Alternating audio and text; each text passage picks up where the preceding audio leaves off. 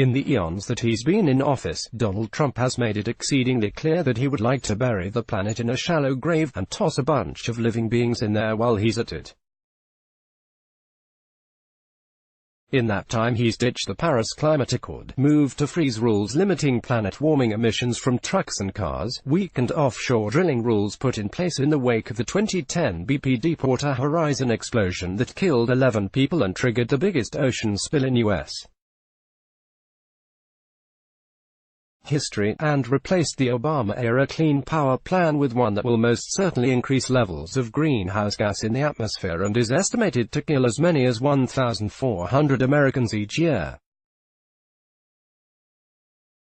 And on Thursday, he's expected to give real estate developers, among other interested parties, the right to pollute the nation's streams and wetlands to their heart's content.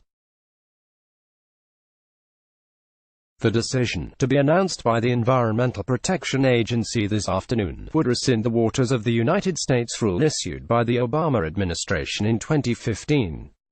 That policy was designed to protect sources of clean drinking water by placing limits on polluting chemicals in roughly 60% of the country's bodies of water, which critics see as an infringement on the constitutional right to pollute. Team Trump, of course, is opposed to any sort of regulation that could potentially impinge on business owners' profits, regardless of whether said regulations were put in place to protect people and the planet.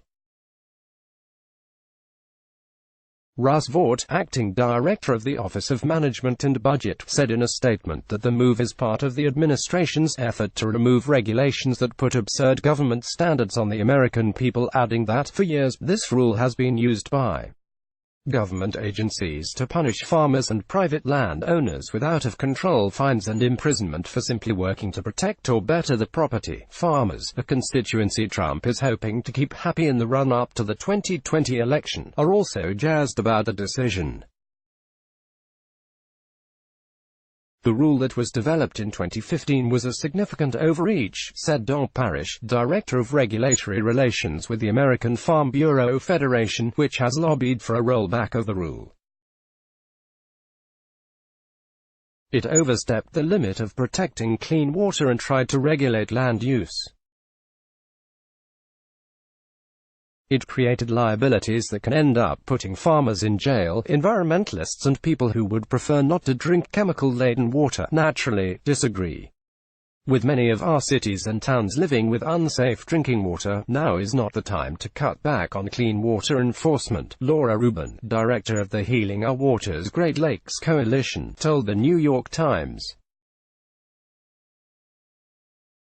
The repeal of the rule is scheduled to be announced at the headquarters of the National Association of Manufacturers and will take effect in just weeks. Trump, a pathological liar whose grip on reality is tenuous at best, said in June that he wants the most crystal clean air and water anywhere on Earth. According to a report from spring, he plans to tout his environmental success stories on the campaign trail. More great stories from Vanity Fair: the epic meltdown that ended Travis Kalanick inside Jeffrey Epstein's curious sociopathy, Solarcity, how Elon Musk gambled Tesla to save another project, its AF King scam, Beware the Hollywood con queen, the 9-figure bill for Trump's very inexpensive golf habit. Looking for more? Sign up for our daily Hive newsletter and never miss a story. Let's block ads. Why?